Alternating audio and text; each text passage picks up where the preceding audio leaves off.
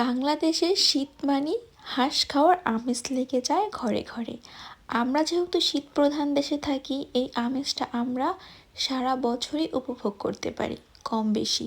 কিন্তু আমাদের হাতের কাছে সব সময় এই হাঁস অ্যাভেলেবেল থাকে না। এটা যদিও দেশি হাঁস না, তোমাদের ভাই আজকে হাঁস নিয়ে আসছে। ভাবলাম এই হাঁস রান্না করে আর তোমাদের সাথেও শেয়ার করি। দেশি হাঁসের স্বাদই আলাদা। কিন্তু আজকে আমি তোমাদের সাথে যেই রেসিপিটা শেয়ার করব, তোমরা যদি এই রেসিপি ফলো করে রান্না করো হাঁস একবার, দেখবা বাসার সবাই হাত চেটে পুটে খেয়ে তোমার প্রশংসায় পঞ্চমুখ থাকবে। তো চলো কথা না বলে রান্না শুরু করি। প্রথমে একটা প্যানের মধ্যে 2 কাপ পেঁয়াজ আর 1 কাপ তেল আমি ভাজতে দিয়ে দিছি। এটা ভাজতে থাক আর অন্যদিকে খুব সুন্দর করে আমি এই মাংসগুলো ধুয়ে নিব। তোমরা তো দেখছো যে হাঁসগুলো একদমই বাছা ছিল, পরিষ্কার করা ছিল। তারপরও আমি লবণ আর লেবু দিয়ে 5 মিনিট ভিজিয়ে তারপরে সুন্দর করে ধুয়ে নিব, যাতে হাঁস থেকে যে স্মেলটা আসে ওই স্মেলটা না আসে। এই স্মেলের কারণে কিন্তু অনেকে হাঁস খেতেই চায় না। অন্যদিকে পেঁয়াজগুলো হালকা বাদামি করে ভাজা হয়ে গেছে, দিয়ে দিলাম 1 কাপ পানি। এরপর অ্যাড করব গুঁড়ো মশলাগুলো। এই পানি দেওয়ার কারণে গুঁড়ো মশলাগুলো পড়ে যাওয়ার আর ভয় থাকবে না।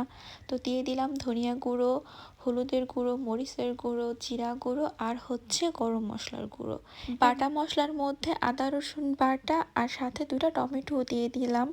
আর গোটা মশলার মধ্যে দারচিনি, লবঙ্গ, এলাচ, তেজপাতা, কয়েকটা গোলমরিচ, একটা স্টার মশলা আর জয়ফল 5 ভাগের 1 ভাগ, এগুলো আমি দিয়ে দিলাম গোটা মশলার মধ্যে।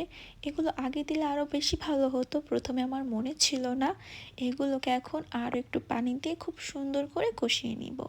আসলে মশলা যত বেশি কষানো হবে, এটার কালারটা তত বেশি সুন্দর লাগবে আর খেতেও খুব বেশি মজা লাগবে। এখানে আমি পরিমাণ মতো লবণও দিয়ে দিলাম। এবার মশলাটা আরও কিছুক্ষণ কষানোর পরে ঠিক এমন একটা কালার চলে আসবে।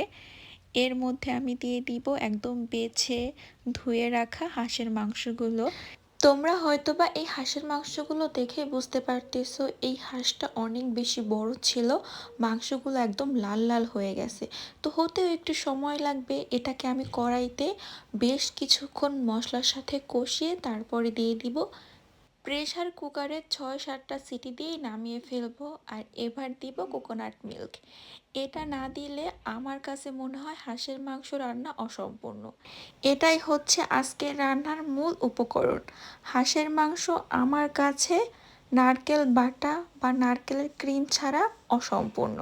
এখানে আমি 200 গ্রাম নারকেলের ক্রিম নিছি, তোমরা চাইলে একটু কম বেশি নিতে পারো। আমার কাছে মনে হয়েছে 200 গ্রামই এনাফ, বেশি দিলে আবার ভালো লাগে না। নারকেলের ক্রিমের মধ্যে তোমরা যেই পানি পানি দেখলা, ওইটা হচ্ছে একদম এক্সট্রা ভার্জিন কোকোনাট অয়েল। এটা কিন্তু মাথায় স্কিনের জন্য অনেক বেশি ভালো। তো আমি দিয়ে দিলাম, যেহেতু তেল নারকেল বাটা থেকে বা নারকেলের ক্রিম থেকে এমনিতেও তেল বের হবে জাল দেওয়ার পরে। তোমরা হাঁসের মাংস নারকেল বাটা দিয়ে বা নারকেল ক্রিম দিয়ে রান্না করো কিনা বা খেয়েছো কিনা অবশ্যই কমেন্ট করে আমায় জানাবে।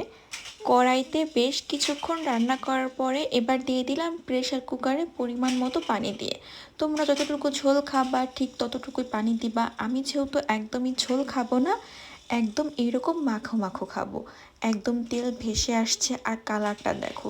জানি না তোমরা ক্যামেরাতে কতটুকু বুঝতে পারতেছো, বাট সামনাসামনি এত সুন্দর একটা কালার আসছে। আর একদম শেষে দিয়ে দিলাম ভাজা জিরে গুঁড়ো। এটা ছাড়া কিন্তু আমার কোনো রান্নাই সম্পূর্ণ হয় না।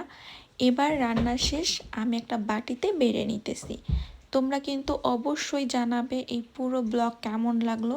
আর একবার হলেও এভাবে হাঁস রান্না করে খাবা। আর যারা খেয়েছো তারা অবশ্যই কমেন্ট করে জানাবা। তোমাদের সবার জন্য অনেক অনেক অনেক ভালোবাসা। আর তোমরা সবাই আমার জন্য দোয়া করবা, আমার পেজের সাথেই থাকবা, লাইক কমেন্ট শেয়ার করে দিবা ভিডিওটা ভালো লাগলে। আল্লাহ হাফেজ।